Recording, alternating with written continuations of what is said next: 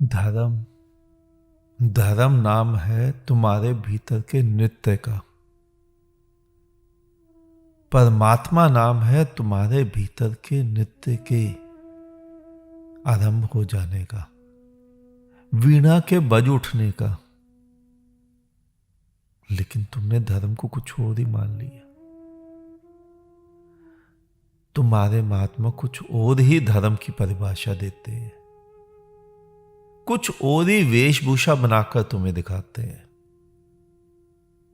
लेकिन धर्म तो किसी को प्राप्त नहीं, वो नृत्य है वो तो किसी को प्राप्त नहीं, वो वीणा का तार तो उनमें से किसी का नहीं झनका। तुमने कितने महात्माओं को अकेले नृत्य में देखा है। तुम्हारे मंदिर, मस्जिद, गिरजे, गुरुद्वारे सभी उत्सव से खाली हैं। तुम जो कभी कभार मंदिरों मस्जिदों में उत्सव मना लेते हो, वो प्रमाण है इसी बात का कि बाकी के 360 दिन मंदिरों मस्जिदों में उत्सव नहीं है। क्योंकि उत्सव 2-4 दिन का वो प्रमाण है कि बाकी दिन खाली है। तुम सभी ने ऐसा ही धर्म सीखा है जो जीवन विरोधी है, और मैं तुम्हें विधायक धर्म सिखा रहा हूं जो तुम्हारे जीवन का पक्षधर है। तुम स्वयं कहते हो ना, परमात्मा मिले और तुम बोला ना जाओ तो मानना परमात्मा ही नहीं मिला।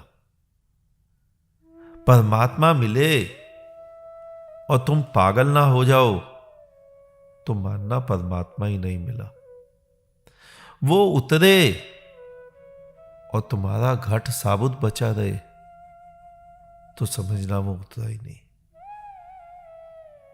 लेकिन धर्म के नाम पर इस जहां में एक से बढ़कर एक झूठ, एक से बढ़कर एक पाखंड चले जा रहा है। सारा अज्ञान तुम सभी ने धर्म के नाम पर ही ढो रखा है, और तुम्हें धर्म के नाम पर अज्ञान को ही ज्ञान बनाकर परोसा जा रहा है। परमात्मा जब भी आता है वो तुम्हें पागल कर जाता है। वो पागल उतरे और तुम्हें अपने रंग में ना रंग के जाए, ऐसा हो ही नहीं सकता। उत्सव, जीवन एक उत्सव बन जाता है उसके आते ही। लेकिन तुम्हारा जीवन तो उत्सव नहीं है। तुम्हारे जीवन में तो कोई उमंग नहीं है, कोई आनंद नहीं है। चलो उत्सव मनाए, इतना सुंदर जीवन है, चलो उत्सव मनाए। पक्षी गा रहे हैं, जानवर रंभा रहे हैं, चलो उत्सव मनाए। मोर नाच रहे हैं, नया सवेरा आ गया है, चलो उत्सव मनाए। चांद जगमगा रहा है, तारे टिमटिमा रहे हैं, चलो उत्सव मनाए। फूल सुगंध फैला रहे हैं, भौरे गुनगुना रहे हैं, चलो उत्सव मनाए। बरखा की रिमझिम फुहार पड़ रही है, आसमां में बादल ब्रह्मनाद कर रहे हैं, चलो उत्सव मनाए। तितलियां नाच रही हैं, पक्षी गीत गा रहे हैं, चलो उत्सव मनाए। नदियां कलरव कर रही हैं, सागर नाद कर रहा है, चलो उत्सव मनाए। पपीहा पीहू पीहू कर रहा है, कोयल कूक रही है, चलो उत्सव मनाए। बुद्ध फिर आ गया, पैगंबर फिर आ गया, तीर्थंकर ने फिर तीर्थ बना दिया, चलो उत्सव मनाए। परमात्मा बार बार आता है, लेकिन तुम स्वयं को 4 दीवारियों में बंद करके बैठे रहते हो। द्वार दरवाजे कसकर बंद कर रखे रहते हो। कि कहीं किसी बुद्ध के वचन, किसी परमात्मा के वचन, किसी पागल के वचन तुम्हारे कान में ना पड़ जाए, क्योंकि पागल के वचन सुनकर तो तुम पागल हुए बगैर, पागल बने बगैर रह नहीं सकोगे। तुम जीवन भर माला जपते हो, कुछ भी नहीं होता, क्योंकि तुम्हारी माला भी तुम्हारी तरह थूथी ही है।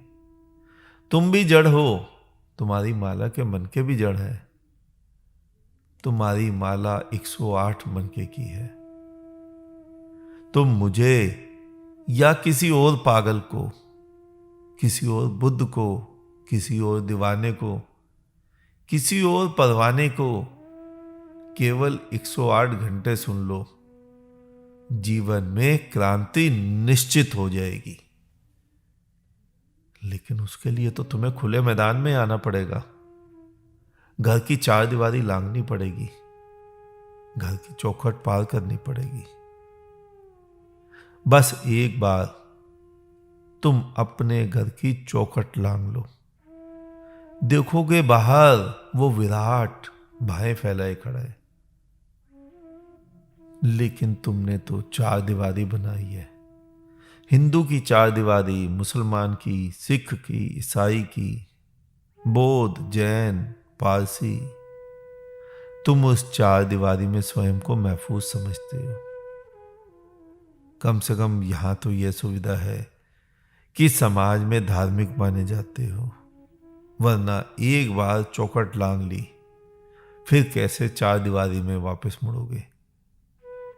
लेकिन कुछ ऐसे भी होते हैं जो जोखिम उठाते हैं। बुद्ध के साथ लोगों ने जोखिम उठाया, महावीर के साथ, मोहम्मद के साथ, जीसस, नानक, कबीर के साथ अपनी इच्छा से, अपनी मर्जी से कुछ लोग चले, और जो लोग चले वो उसे पा गए। जब भी कोई बुद्ध आता है तो कुछ लोग अपनी अपनी चार दीवारी छोड़कर बाहर निकल ही आते हैं, और वही सच्चे अर्थों में धार्मिकता को पा सकते हैं। वरना तो सभी सोए सोए मर जाते हैं। जो हिंदू के घर पैदा होता है वो हिंदू के घर हिंदू होकर ही मर जाता है। जो मुसलमान के घर पैदा होता है वो मुसलमान के घर मुसलमान होकर ही मर जाता है। बाहर की हवा किसी को छूती भी तो नहीं है, हिम्मत भी तो कोई नहीं करता है उस चार दीवारी को लांघने की, उस चौखट को पार करने की। कैसे हिम्मत करे? अंधेरे में स्वयं चलना पड़ेगा, अपना मार्ग खुद खोजना पड़ेगा। नहीं, अगर तुम्हें धर्म को पाना है, परमात्मा को पाना है, उस खुदा का दीदार करना है, तो जिस खूंटी से तुम बंधे हो उसी खूंटी को उखाड़कर अंधे की लाठी बना लो। विवेक का जो दीपक तुम्हारे भीतर है उसे भीतर मत पड़े रहने दो, हाथ में उठाओ और बाहर निकलो। देखना फिर कहीं भी अंधकार नहीं रहेगा, जहां तुम जाओगे वहीं उजियारा हो जाएगा। लेकिन उसके लिए हिम्मत करनी पड़ेगी। मैंने तुम्हें पहले भी कई बार बताया है ना, परमात्मा को पाने के लिए परमात्मा बनना पड़ेगा। सम्राट तक सम्राटों की ही पहुंच होती है, परमात्मा तक परमात्मा बनकर ही पहुंचा जा सकता है। वहां किसी भी हिंदू, मुस्लिम, सिख, ईसाई, बौद्ध, जैन, किसी भी छोटे घेरे की पहुंच नहीं है। उस विराट के द्वार के भीतर तुम हिंदू मुस्लिम बनकर कभी भी ना प्रवेश पा सकोगे। तुम कभी भी अंदर नहीं जा सकोगे। उस विराट के द्वार के भीतर ना ब्राह्मण, ना शूद्र, ना हिंदुस्तानी, ना पाकिस्तानी, ना अमेरिकन, ना जापानी, कुछ भी घेरा लेकर उसके द्वार के भीतर नहीं जा पाओगे। लोग आते हैं कई वेशभूषा वाले महात्मा भी आते हैं, पूछते हैं परमात्मा कहाँ मिलेगा। सभी अंधे हैं, प्रश्न ही गलत पूछते हैं। ये पूछते हैं कहाँ मिलेगा, ये पूछते हैं परमात्मा कैसे दिखेगा। कोई भी ये नहीं पूछता कि हमारी आंखें कैसे खुलेंगी, हम देखना कैसे सीखेंगे। मैं कहता हूं किसी भी जीते जागते बुद्ध को खोज लो, वो देखना सिखा देगा। तो परमात्मा को खोजना नहीं पड़ेगा। परमात्मा कहीं थोड़े ही खोया है, तुमने ही आंखें बंद करनी है। और बुद्ध वो यही तुम्हारी आंखें ही तो खोलता है। और बुद्ध क्या करता है, और बुद्ध का काम क्या है? परमात्मा होता है या नहीं, परमात्मा दिखता कैसा है, परमात्मा करता क्या है। सारे अंधे परमात्मा होने का प्रमाण जुटाते फिरते हैं। बुद्ध कहते हैं बेकार की बहस मत करो, आंखें खोलकर परमात्मा को देख लो। क्या प्रमाण जुटाना और क्यों जुटाना? ध्यान से देखना, तुमने अपने जीवन में कभी भी प्रकाश देखा है? लाइट, प्रकाश के भीतर पूरा संसार देखा है। प्रकाश के कारण चांद, तारे, नदियां, पृथ्वी, आकाश, वृक्ष सभी कुछ प्रकाश के कारण देखा है। लेकिन क्या कभी प्रकाश देखा है? वैसे ही परमात्मा के कारण तुमने सब कुछ देखा है, लेकिन परमात्मा को नहीं देखा।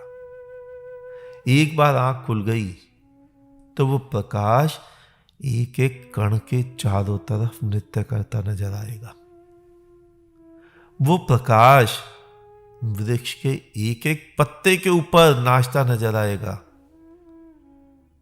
लेकिन तुम पत्ते को देखते हो, तुम प्रकाश को नहीं देखते। तुम उस धूल के कण को देख रहे हो, तुम प्रकाश को नहीं देख रहे। बस इतना ही अंतर है आंख खुले और आंख बंद में।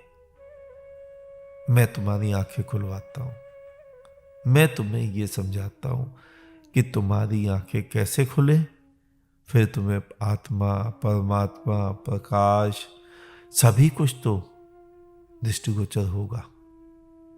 कुछ भी तुम्हारे से छुपा नहीं रहेगा। गुरु यही तो करता है।